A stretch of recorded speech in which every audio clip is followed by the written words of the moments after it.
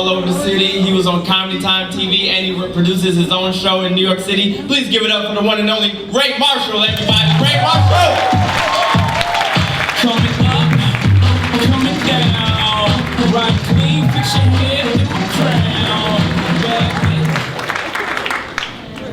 No, there's no one over there. I just like to do that, make you look. Someone important walked in. How we doing, West Nyack, kind of Westchestery, Upper Bronx? I don't know where I am. I don't know where I am.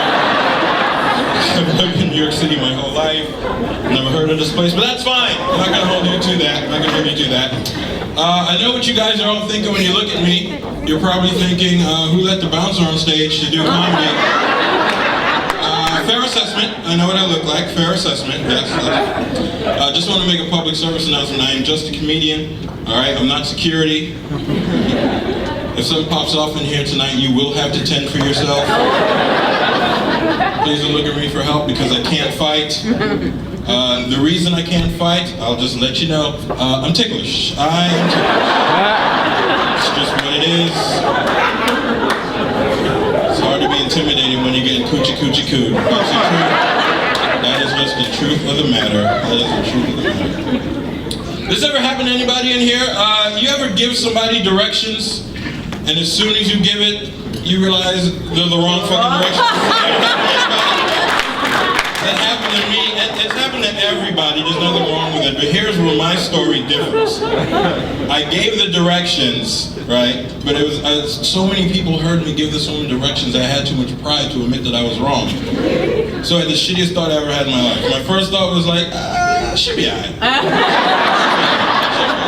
It was on the New York City subway, dangerous place.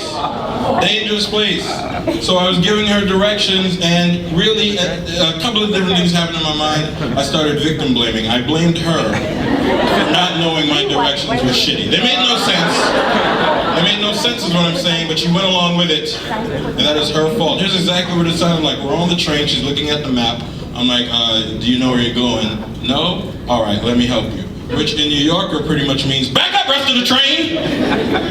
I'm gonna tell her where she needs to go. So here's what I said to her, I'm like, here's what you do. You get off at the other platform, you're gonna see a train. You take the zigzag train, you take it 2 stops down to Astor Place, all right? Once you get off, you're gonna see a pony. You hop on that pony, and you ride across town. And she's like, and I'm like, you are stupid. You are gonna end up in Narnia, and it is all your fault. It's all your damn fault. I don't feel guilty for that anymore at all, whatsoever. Listen to a lot of hip hop. Anybody like hip hop in here? Black people, please clap. It's all right. There's more white people clapping than black people. Don't leave me out. Listen to a lot of modern day hip hop and rap, and something that I realize about a lot of modern day rappers is their lyrics are all nonsense. I mean, absolutely, it's true.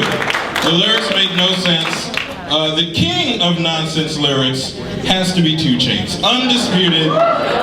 The undisputed king of nonsense lyrics, and I love listening to him because he's so funny. My favorite 2 Chainz lyrics, not a word of a lie, my favorite lyric of his goes like this. He goes, my dick so hard it made the metal detector go off. All right. Fair enough, fair enough. Or, just going out on a limb here, it could have just been one of your 2 Chainz. You ever stop to think about that? You wear them all the time, you rap about them, like what makes you bypass that? And why are you going through metal detectors that excited? When's the last time you went through a metal detector, sirs, plurals, sirs, with a hard dick? Like what? Why are you so excited to go through airports and or government buildings, whichever one? Maybe a tough school in a tough school district, who knows? Why are you doing that? Big hip hop fan, any of you ever heard of Lil Boosie? No? Alright. Some people did. Who's that lonely clapper? You clap like you're proud, sir. You clap like you're proud. We went through the struggle. We went through the struggle. For those of you who don't know, Lil Boosie is a southern rapper. He was locked up for a good couple of years. He was released earlier this year from prison. And on the day of his release, I remember seeing on Facebook, one of my friends on Facebook posted, with all that's going on in the world, all I see on my timeline is posts about free Lil Boozy. Where are your priorities? What is the world coming to? Shaking my head. And I sat back and I thought, no one on my Facebook profile is talking about Lil Boozy. Maybe you need to unnigga your Facebook timeline. Maybe that's what you need to do. That's probably what the problem is in the mirror. Look in the mirror, it is your fault. You have bad friends. You have bad friends. What you do is you go to privacy settings, you scroll down, you hit the button that says unsickle cell. All of them are gone. All the blacks are gone. You can laugh, sir, that's fine. It's a hard-hitting joke because it's based in fact. It is based in medical fact. And that's what brings it all to the table. That's what it is. That's about that. I took a trip to London recently. All right, fine. This is a house with money. House money, all right. London is not impressive to you, but it was impressive to me. So you let me have this, all right? Something that I realized about going over there is no matter how much you study like the different terms and different terminologies that they use, you are not ready until they use the terms on you. You're not ready for that. You're not ready to hear it. You prepare yourself all you want, but if it's your first time out there, you're not ready to hear it. Case in point, I knew before going to London that they referred to cigarettes as fags. I knew that. But I wasn't ready for the way they ask you if you want to smoke a cigarette. Alright? Follow along, alright? Some of you are already there. Alright? I'm staying with my cousin, and every night when he goes out to smoke a cigarette, he's like, oh, by the way, Ray, you want to come outside and burn a fag? Like, no. What crazy backwards town am I in? No. This is why we fought so hard to get away from you. This is what you do? You just burn a fag? What? That is a life sentence where I'm from. You're just so lofty with it. Something I realized when I was over there is I can't feel sorry for British homeless people. I cannot. Here's the reason. Everyone over there, no matter what economic class you are, they all speak with the perfect Queen's English. They speak with a British accent. They do. And I don't know about you, but as an average everyday American, whenever I hear someone with a British accent, I automatically think, wow, you graduated from every college, ever. Like all of them. Like you just went and you did like a Highlander kind of thing and you just, oh God, you are super smart. It makes you feel inferior, right? It makes you feel a little inferior when you hear a British accent. So that's what happens with their homeless people. Their homeless people come up to you with a British accent and you feel inferior. Here's exactly how the situation went with me. Homeless person came up to me, all right? He was wearing a homeless uniform. He was filthy, don't get me wrong. Don't get me wrong.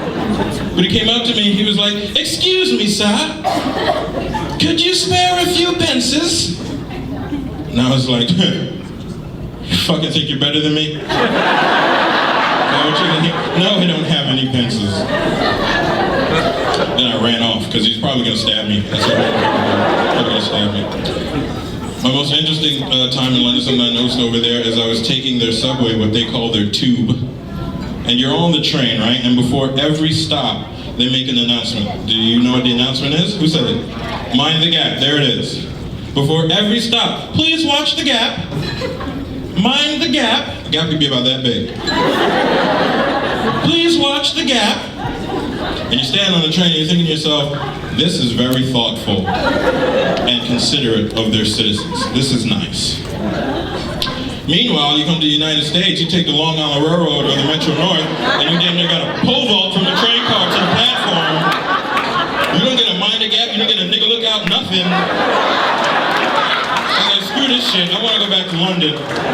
They warn you of impending danger. I can't stand this. Look at this. Look at this cavernous. The jokes are working. I think we should just legalize same-sex marriage. What do you guys think? Okay. Some of you guys came from the red state of Texas. That's fine. No Republican. No. All right. We should get rid. Just do it. Already, our country has a lot bigger problems. What I hate about the way people argue against gay marriage is that they use arguments that don't make any sense. One, they say if you allow it, you're going to ruin the sanctity of marriage. You're going to ruin the sanctity of marriage. Meanwhile, The Bachelor and The Bachelorette have been on for like 20 some odd years. No one's saying shit about that. But gay marriage is gonna ruin everything. Ridiculous argument. Second idiotic argument against same-sex marriage is they say, well, if you let gay people get married, then you're going to influence other people to make bad mistakes, and then people are going to start marrying dogs, and they're going to start marrying cats. Say no to gay marriage. And I'm like, that's not how gay works, sir. Being gay is not that influential, and if that's your argument, we should ban fast food in this country, because fast food is far more harmful and influential, and here's what I mean by that. Alright? If you leave here tonight, I know most of you drive, but imagine you're taking public transportation. If you leave here tonight, you get on whatever bus or the train going home, and you sit down next to someone eating a Big Mac. Whether you're hungry or not, your first thought is going to be, man, I really could go for a Big Mac right about now. That's how influential fast food is. Conversely, if you leave here tonight, you take the train or the bus home, and you sit down next to two gay guys kissing, your first thought isn't going to be, man.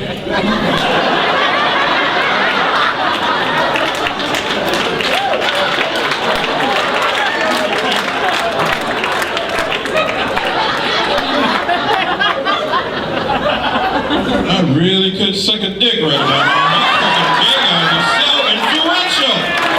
Get them out of here. No same-sex marriage. I'm gonna suck your dick, sir. I don't even know you.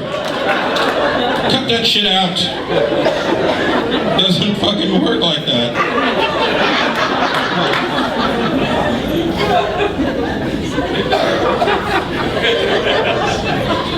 Let it wash over you.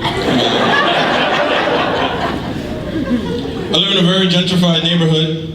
A lot of black people know what that means. For the white people that have been living in West Nyack for all their lives, I know what that means. There's a lot more of you in Brooklyn now. So that's what that means. And the prices are going up, that's a problem. But I don't mind the diversity that white people have brought to my Brooklyn neighborhood. Because before, you go through my neighborhood and all you see is a liquor store, Chinese restaurant. And now that white people are there, it's diversity. You see liquor store, Chinese restaurant, bike repair shop, Connecticut muffin. And like, those are all my chores in like 2 blocks. I don't even have to get on a bus. I will knock all those chores out right now. The funniest thing about my neighborhood is you get to observe all the thug dudes that are still living there complaining about the new services that white people have brought in as if they're not partaking in it themselves. They're complaining about it as if they don't like it. So you got the thug dudes in the neighborhood like, son, we gotta be careful, son. These white people about to ruin the neighborhood, yo. If we're not careful, we're gonna let these white people take our neighborhood, B. Let me get a large caramel macchiato, grain muffin. Pass that on. Like, you can't be delicious and hungry. You have to pick a side. You have to pick. Why aren't you picking a side? What do you? Delicious and hungry? No, that doesn't make sense. So I noticed going into a Chinese restaurant, I noticed that since more white people have been moving in, if you're in a Chinese restaurant, the person at the counter relays your order back to the cooks differently, whether they like you or not. Depending on whether they like you or not. They do. I'm telling you, here's what I mean by that. If you go into a Chinese restaurant and they like you place your order. Yeah, let me get the steamed kale. Alright, some sugarless iced tea, alright? And a spring roll, alright? Okay, you want that? Okay, no problem. You sit right over there. Okay, hold on a second. Shisho, shisho, sha. Shisho, sha. We don't shisho, sha. Okay, you sit over there. That'd be 5 minutes. Okay, that'd be 5 minutes. 5 minutes. That's how your order goes down if they like you. If they don't like you, it goes a little something like this. Yeah, let me get 4 chicken wings and fried rice, please. Like, you want 4 chicken and fried rice? Okay, hold on one second. You want 4 chicken and fried rice?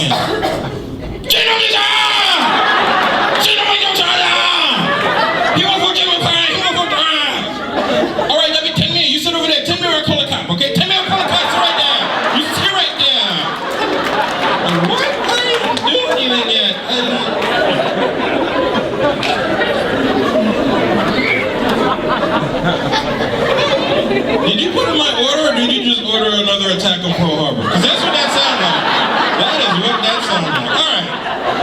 Yes, I know Pearl Harbor is Japanese and not Chinese. But it works better with a joke. You see what I'm saying? Yeah, you agree? All right. All right, guys, let's bring up my time. My name is Ray Marshal. You guys have been wonderful. Look me up on all social media at Marshall Comic. Look me up on Facebook at Ray Marshall. Have a good night. Give it up for Charles.